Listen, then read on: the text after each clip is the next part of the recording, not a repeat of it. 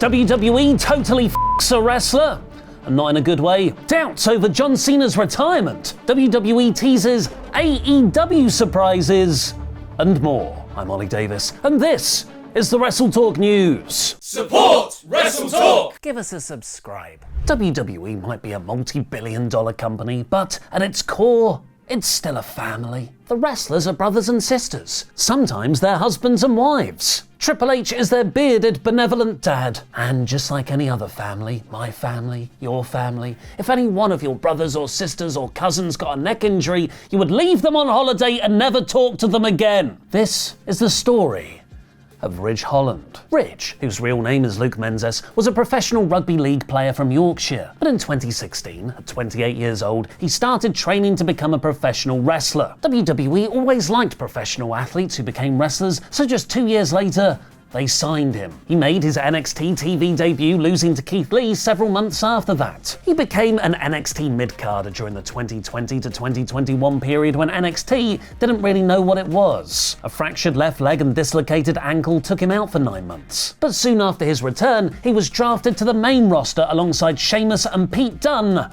as the Brawling Brutes, where, and I totally forgot about this until I researched this story, he main evented Survivor Series in 2022's Bloodline vs. Team Brawling Brutes match with Drew McIntyre and Kevin Owens. Because if you're a heel team at Survivor Series, you're probably going to add Drew McIntyre. Unfortunately though, he'll likely go down in the history books as the man who retired Big E. Big E landed on his own head off Ridge's belly-to-belly suplex on the outside, likely ending the former world champion's in-ring career. While Ridge had a good look, he was failing to get over enough on the main roster. At the end of 2023, Holland walked out on Dunne during a tag match and straight back into NXT. According to the Wrestling Observer, Rich himself had pitched this. He felt as though he was languishing on SmackDown, so he asked WWE officials if he could go back to NXT to try to rebuild his career. He even agreed to a $200,000 pay cut to go from main roster money to an NXT one. This time seemed like a better fit. He went straight into an NXT title feud with Ilya Dragunov, where they did an angle pretending Ridge had broken Dragunov's neck,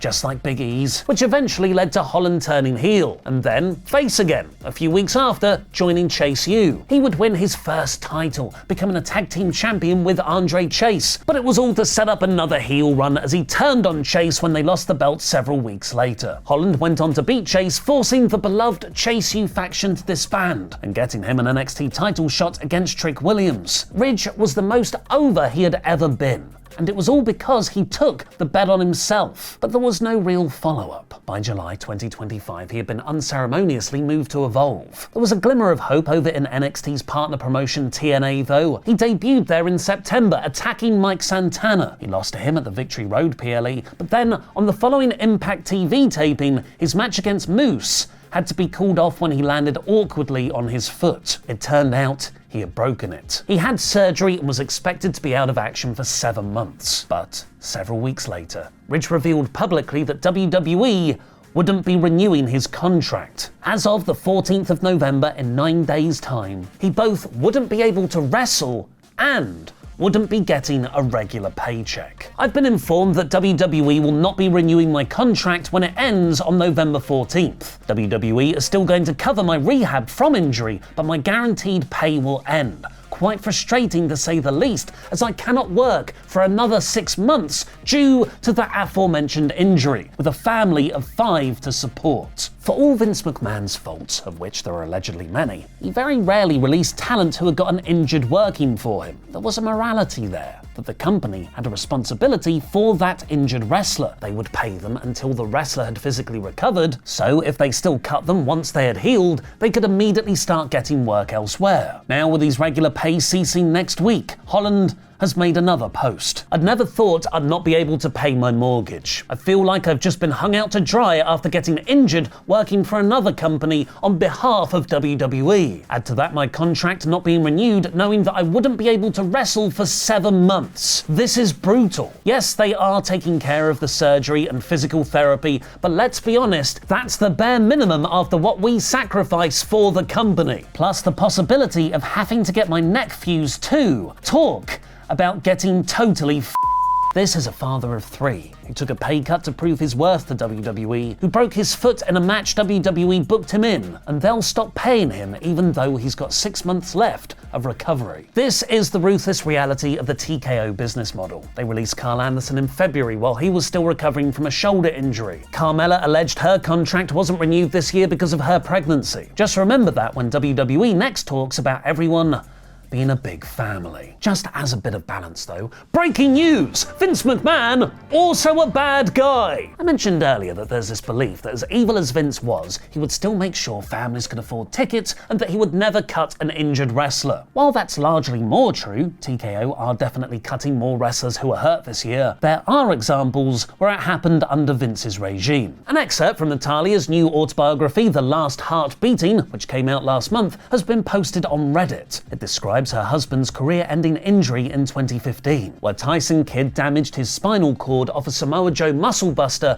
in a dark match before Raw. It was the sort of injury many people do not survive, and the ones that do end up quadriplegic, like the Superman actor Christopher Reeve. While he'd never be able to wrestle again, incredibly, Kidd was eventually able to live a normal life. In Natalia's book, she claims Tyson hadn't heard anything from WWE or Vince for 9 months since the injury, or any restitution arrangements. While there had been some feelers about being a coach in NXT, he didn't hear anything from Vince. Tyson got a lawyer, which led to this exchange. "All I want is an apology," TJ told his lawyer. "That absolutely won't happen," his lawyer said in return, because that would be admitting fault. Tyson, whose real name is TJ Wilson, and his lawyer sent a letter. A month later, Natalia describes WWE's alleged reply. Their account of what happened was completely different from TJ's. They denied everything and finished by saying that if I talked about TJ's injury at work or disparaged the company, they would trigger a clause in my contract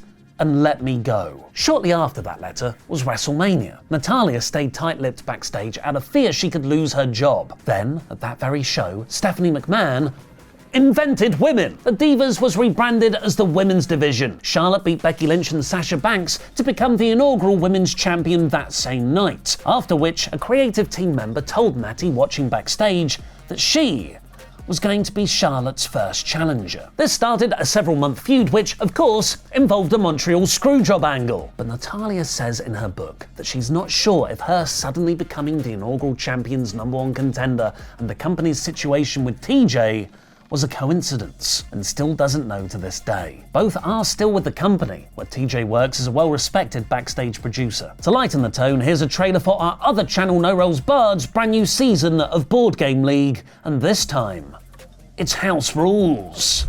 Last Board Game League, I lost my crown. No. Oh, you absolutely don't. Here we are again.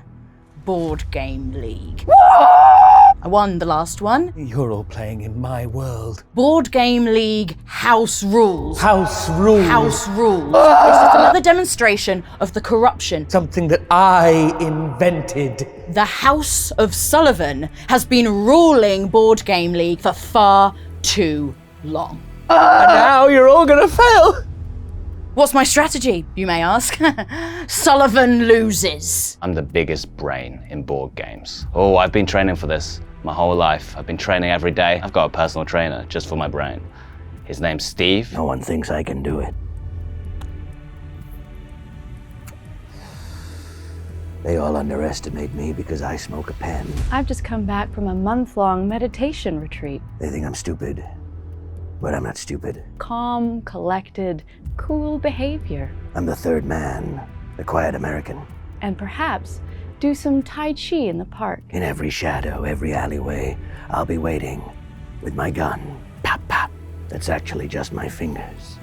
Oh, yes. My strategy for these games is to think before I act. Consider all options. Never ever have another meltdown. Be too competitive or swear at my fellow players. You thought you were getting Josephine? I'm gonna mutter under my breath, lose, lose, lose. This is Brosephine. You're going down! I should win. I'm the only one who's ever actually played all of these games before.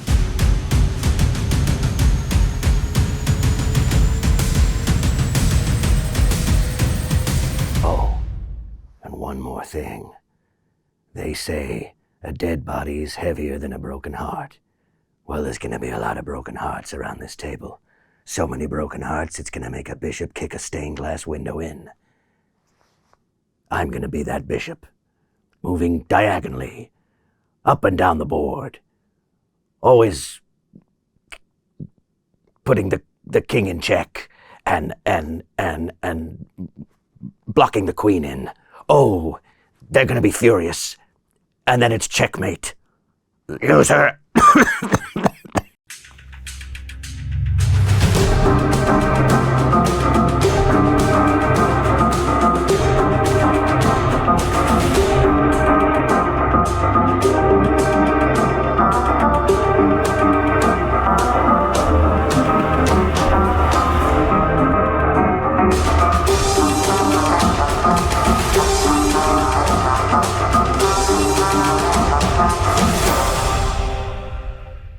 Speaking of tournaments, at Saturday night's main event, WWE announced the long-reported tournament to decide John Cena's final match opponent, where Cena said in that announcement, filled with competitors from Raw, SmackDown, NXT, and maybe even some faces who don't even work here. She doesn't even go here. The Wrestling Observer is reporting the faces who don't even work here line was an intentional phrase to get people talking and fantasy booking that it could be surprise talent from AEW, like Chris Jericho or Adam Edge Copeland. Legally, these two names are highly unlikely as they're both under contract to Tony Khan. The far more likely names are to be from WWE's relationship with TNA, like Jeff Hardy, Matt Cardona, who Cena has already shouted out once this year in his pipe bomb promo, or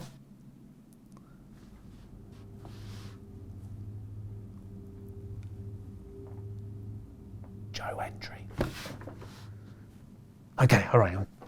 He's not appeared, I think I'm safe. Monday's episode of Raw announced a quarter of the participants, with exciting 2010s mid-card names like Rusev, Shinsuke Nakamura, and Sheamus, and separately, Damian Priest. Oh my god, it's Joe Hendry! But one of those names thinks this whole retirement thing is a big worky McWorkface, much-loved brother H.H. Kiss. Speaking to Shaq Wrestling, Rusev, who is in the Last Time Is Now tournament, has said, I don't believe it. I'm not holding my breath. I love John, and this may be his last match of this century or whatnot, but at some point, I want to see him back whenever that is. To be fair, statistically, he's correct. Few wrestlers have actually stayed retired after officially retiring. The only person who's ever stuck to that is Shawn Michaels. He never wrestled after his WrestleMania 26 loss to The Undertaker. We all agree he never wrestled again. WWE have chosen the worst option. Logan Paul has joined the Vision and has set himself up as CM Punk's first World Heavyweight title challenger. Find out mine and Luke's thoughts in our Raw review episode of the WrestleTalk podcast by clicking the video on screen now.